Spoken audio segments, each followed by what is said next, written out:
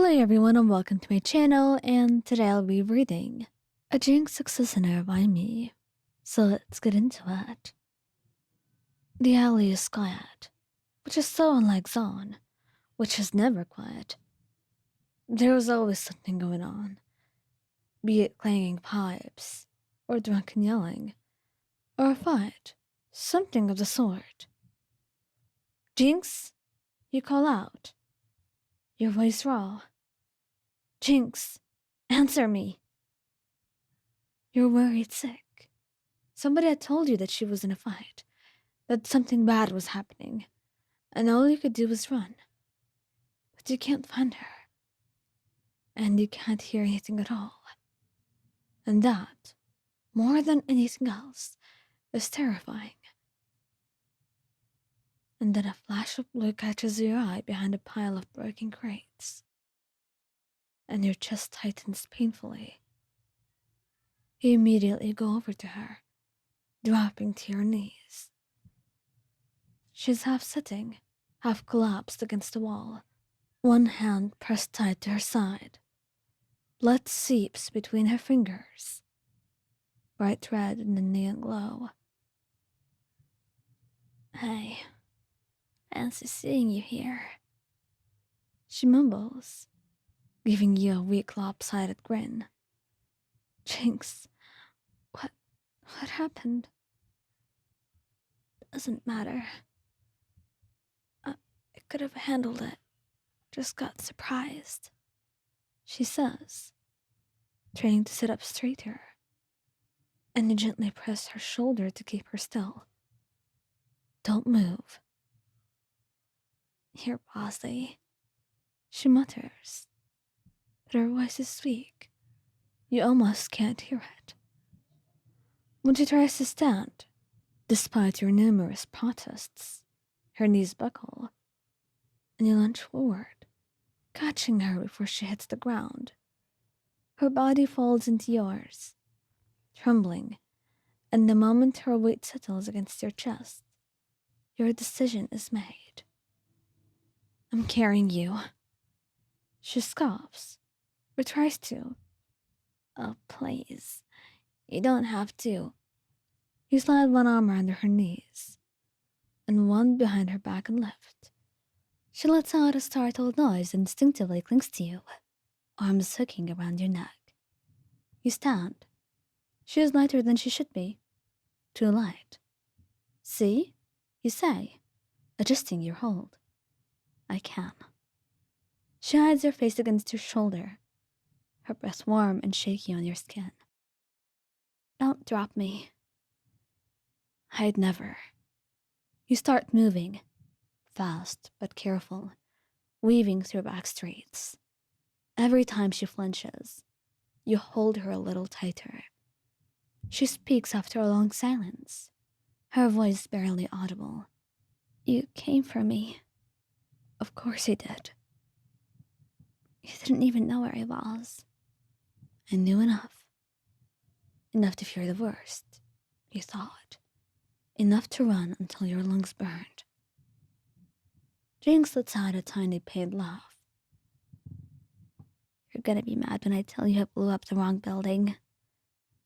You huff. We'll talk about that when you're not bleeding out. Fair enough. Her fingers curl into your shirt, clinging like she's afraid you'll fade away if she loosens her grip even a little. And maybe she is. You reach home and kick the door shut behind you.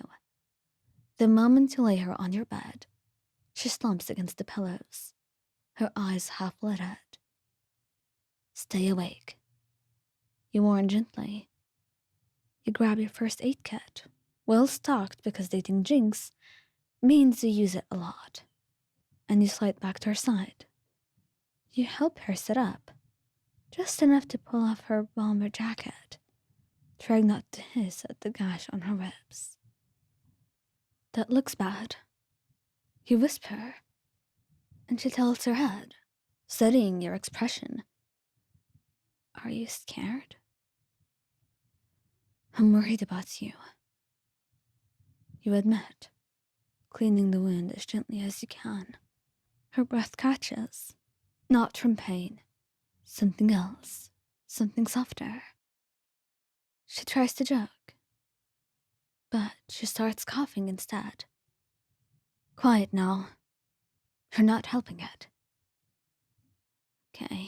Okay. Sorry. You freeze for a second. You've heard Jinx apologize before, but only for little, playful things. Not like this. Not when she was hurt. Hey, he didn't do anything wrong. I got hurt, and you worry too much. I didn't want to make you worry. Worrying's natural, Jinx. When you love someone, you worry about them. She sighs, looking away, her lips trembling.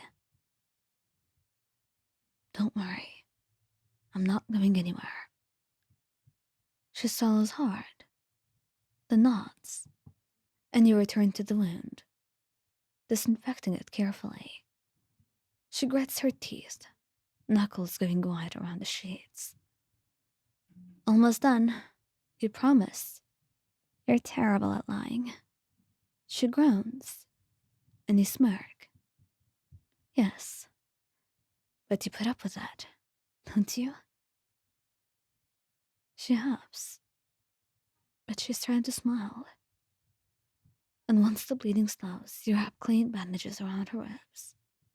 She watches your hands the whole time, and when you finish, she whispers, "Thanks." You kiss her cheek. Always. There's no need to thank me at all. She looks at you for a little bit, as if she is afraid you'll go away, and you just squeeze her hand. You can rest, Jinx. You can sleep.